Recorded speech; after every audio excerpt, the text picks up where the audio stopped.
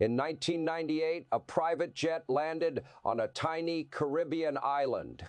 No hotels, no tourists, no scheduled flights, just one sprawling estate and one man, Jeffrey Epstein.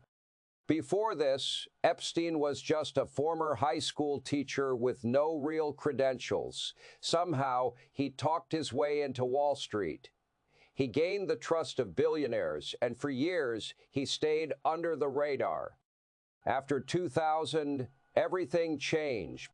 Flight logs started showing names that made people's jaws drop: U.S. presidents, British royals, Wall Street legends. Suddenly, Epstein wasn't just rich. He was connected, and the world was watching. How did he pull it off?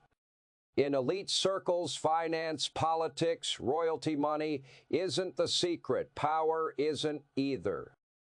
The real, unspoken currency: desire.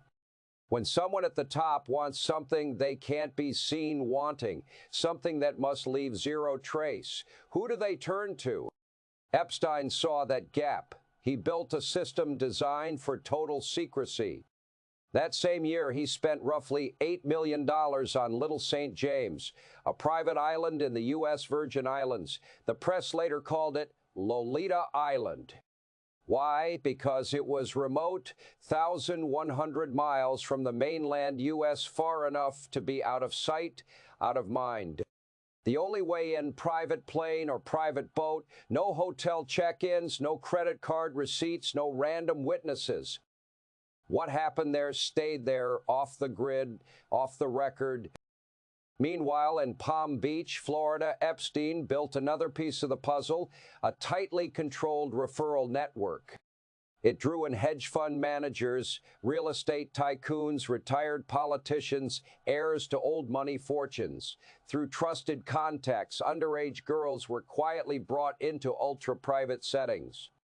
Their first visit: a casual chat with Epstein, cash in hand. Then they left. This wasn't about sex, at least not yet. It was a test. Could they keep quiet? Would they follow instructions? Would they bring others in without talking? Girls were often asked one question: "You got any friends who could use some extra cash?" This wasn't a business. It was a closed loop. No outsiders, no paper trail, no leaks. Later court documents confirmed the rule: never call the police, never name clients. Now, put yourself in the shoes of a powerful man. What does that promise mean? It means safety. Your darkest impulses can stay hidden forever.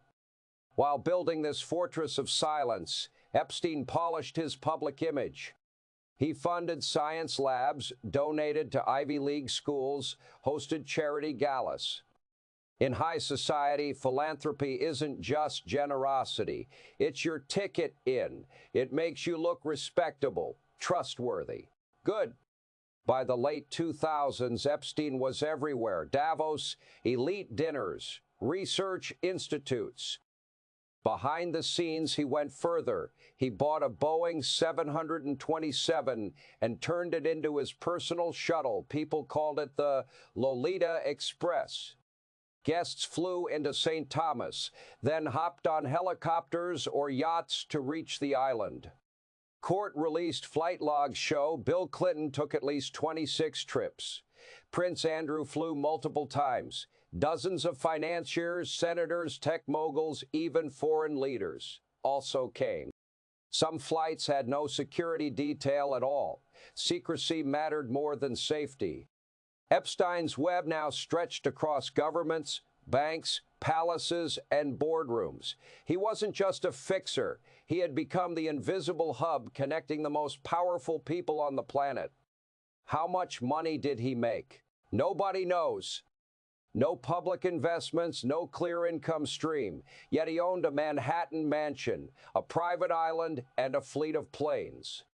Why did the elite trust him? Because he seemed expendable. No political ambitions, no media presence, no power of his own. They believed that if things blew up, they could cut him loose and walk away clean. And that's why more and more secrets flowed his way.